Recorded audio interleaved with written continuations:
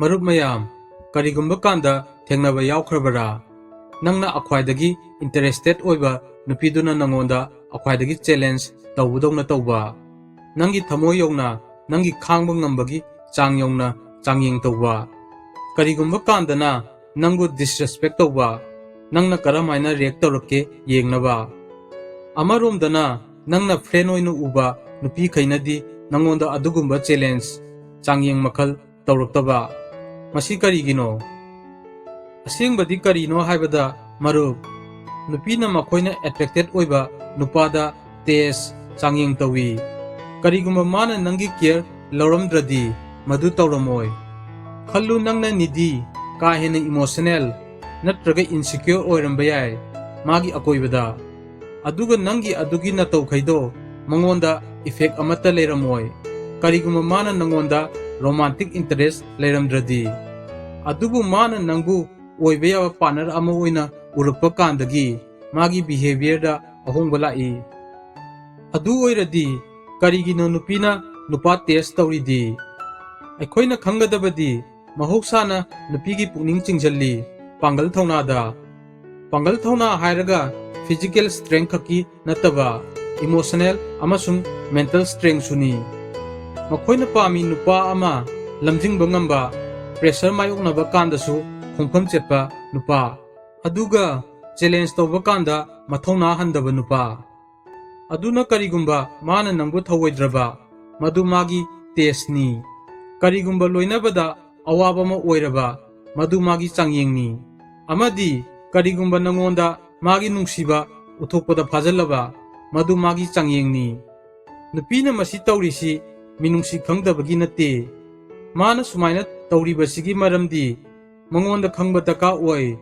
adudi nangse pukning wakhal mapung pharaba dependable trustworthy thajaba yaba nupara haiba mana khangningi nangna magi emotions handle tawba ngamgadra nangna ingtapna leigadra nasagi khongpham chetna amadi aruba phibam mayonarpa matamda nangna lamjingganena thajaba thamba yagadra haiba adu oiradi marup mayam matam pumbada magi tese karam haina pass tawni khangjinggadabadi nupa anambana masigi tese fail oi asawba phudoktuna magi attention phangnaba haijaba nijaba tawdana jealousy amadi insecure oidana amadi masagi oiba logic sijanaduna pambai thibana adubu tawgadaba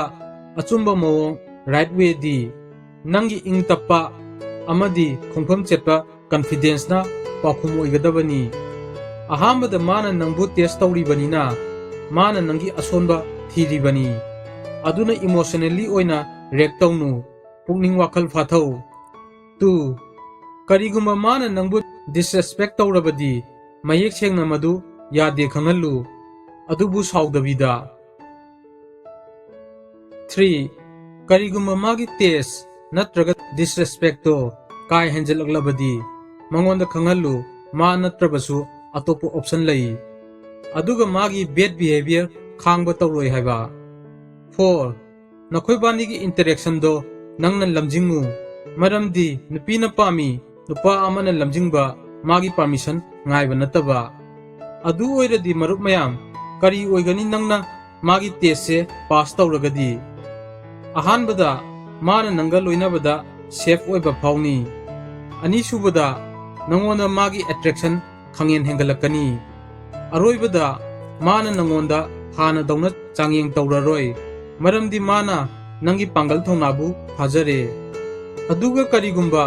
nangna magi test to fail oiragadi mangonda nangi respect hanthakini nangbu asonba ama oina uduna thaptokini sigumba kanda nupagi akhwaidagi chawba asoibadi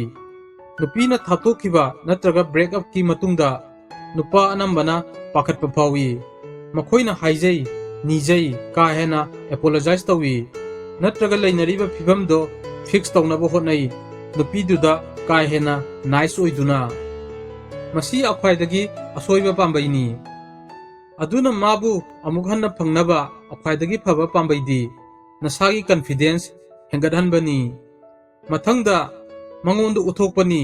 chinbalna mangonda haibadi nataba ꯑꯗꯨꯗꯤ ꯃꯥ ꯆꯠꯈꯤꯕꯅ ꯅꯉꯣꯟꯗ ꯀꯔꯤꯁꯨ effect ꯑꯀꯥꯏꯕ ꯂꯩꯇꯦ ꯍꯥꯏꯕ꯫ ꯃꯁꯤ ꯇꯧꯕꯁꯤꯅ ꯃꯉꯣꯟꯗ ꯃꯁꯥ ꯃꯊꯟꯇ ꯋꯥꯍꯪ ꯍꯪꯖꯍꯜꯂꯤ ꯃꯥꯒꯤ ꯋꯥꯔꯦꯞꯇꯨꯒꯤ꯫ ꯅꯪꯅ ꯃꯥꯅ ꯏꯍꯥꯟ ꯍꯥꯟꯕꯗ ꯉꯥꯎꯖꯕ ꯁ꯭ꯇ꯭ꯔꯣꯡ, ꯑꯦꯇ꯭ꯔꯦꯛꯇꯤꯚ ꯃꯦꯟꯗꯣ ꯑꯣꯏꯕꯗ꯫